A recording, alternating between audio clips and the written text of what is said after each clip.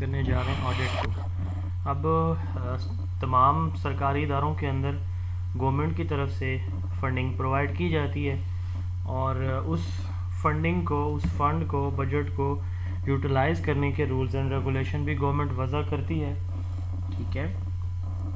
اب صاف ظاہر ہے جب وہ فنڈ یوٹیلائز ہوتے ہیں تو کوئی نہ کوئی میکنزم ایسا بھی ہوگا کہ ان فنڈز کی یوٹیلائزیشن کو چیک کیا جائے۔ تو وہ جو فنڈ ملتے ہیں اور ان کو یوٹیلائز کر لیا جاتا ہے تو ان کی جو ایگزامینیشن ہوتی ہے انڈیپینڈنٹ، اس کو آڈٹ کہا جاتا ہے۔ یعنی جو فائنانشل ہمارا ایکسپینڈیچر ہوتے ہیں ان سب کو ان کی ایویلویشن اوورآل جو ہم کرتے ہیں اس کو آڈٹ کہا جاتا ہے کہ فائنانشیل ایکٹیویٹیز ہماری جو ہیں وہ ایز پر رولز تھیں یا نہیں تھیں، ٹھیک ہے۔ تو اس سے فراڈ، ایمبیزلمنٹس، مس اپروپریشن یا ویسٹیج آف ریسورسز کا ہمیں پتہ چل جاتا ہے کہ ایسا کچھ ہوا یا نہیں ہوا۔ تو آڈٹ ڈفرینٹ طرح کے ہوتے ہیں، انٹرنل اور ایکسٹرنل۔ اگر کسی ادارے کا اپنا ملازم اپنے ہی کسی ادارے کو آڈٹ کرے، اس کے فائنانشیل جو بھی میٹرز ہیں اس کی ایگزامینیشن کرے تو اس کو انٹرنل کہیں گے، اور اگر کوئی باہر کا بندہ، کسی دوسرے محکمے کا بندہ آ کے آڈٹ کرتا ہے تو یہ ایکسٹرنل آڈٹ کہلاتا ہے، ٹھیک ہے۔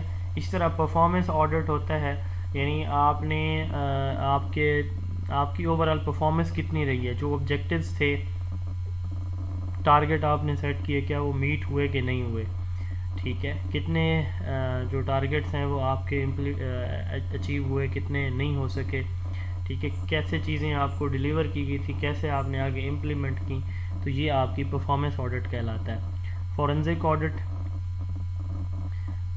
مس اپروپریشن ہوتی ہے ہر جگہ پہ، کہیں تھوڑی کہیں زیادہ، تو جو ریزنز ہوتی ہیں نا وہ تلاش کرنا۔ ایک ہے کہ مس اپروپریشن ہو گئی، یہ تو ہو گیا آڈٹ۔ اب آڈٹ کی ایک ٹائپ ہے جس کو ہم فورنزک آڈٹ کہتے ہیں، اس میں ریزن آف مس اپروپریشن ڈھونڈی جاتی ہیں، ٹھیک ہے۔ اور اس کے بعد سرٹیفیکیشن آڈٹ، یہ جو ہے وہ اکاؤنٹس کی اپروپریشن کے لیے آڈٹ کی جاتی ہے کہ جو اکاؤنٹس یوز ہوئے وہ اپروپریٹ تھے یا نہیں تھے۔ تو اب جب ایک آڈٹ آفیسر آتا ہے، وہ آڈٹ کر لیتا ہے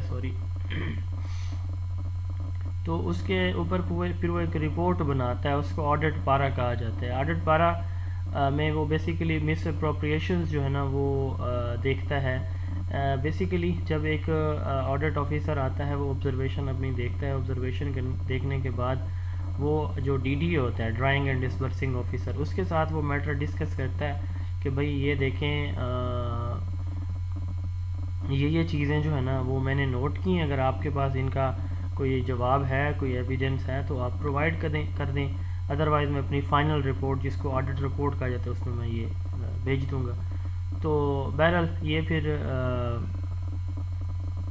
آڈٹ پارا جو ہے وہ بیسیکلی آپ کہہ سکتے ہیں کہ مس اپروپریشن جو آڈٹ آفیسر کو لگتی ہوتی ہے نا کسی جگہ پہ، وہ ہائی لائٹ کرتا ہے آڈٹ پیرا میں، اور وہ ڈی ڈی او کو دے دیتا ہے کہ بھئی یہ مجھے چیزیں نظر آئی ہیں، اگر اس پہ آپ کے پاس کوئی ڈاکومنٹری ایویڈنس ہیں تو وہ پرووائڈ کر دیں، ادروائز میں پھر فائنل رپورٹ میں بھیج دوں گا۔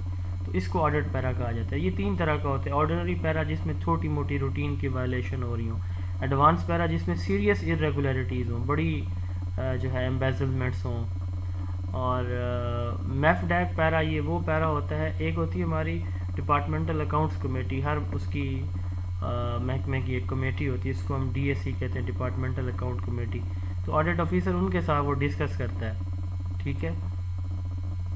تو یہ جو میف ڈیک پیرا ہوتا ہے نا، تو اس میں وہ رپورٹ آڈٹ پیرا میں نہیں لکھتا، وہ اسی ڈپارٹمنٹل اکاؤنٹ کمیٹی کو بھیجتا ہے کہ یہ دیکھیں یہ جو ہے مجھے مس اپروپریشن نظر آئی ہیں، اس کو آپ دیکھ لیں۔ آڈٹ رپورٹ کیا ہوتی ہے؟ جو فائنل رپورٹ تیار کرتا ہے نا آڈٹ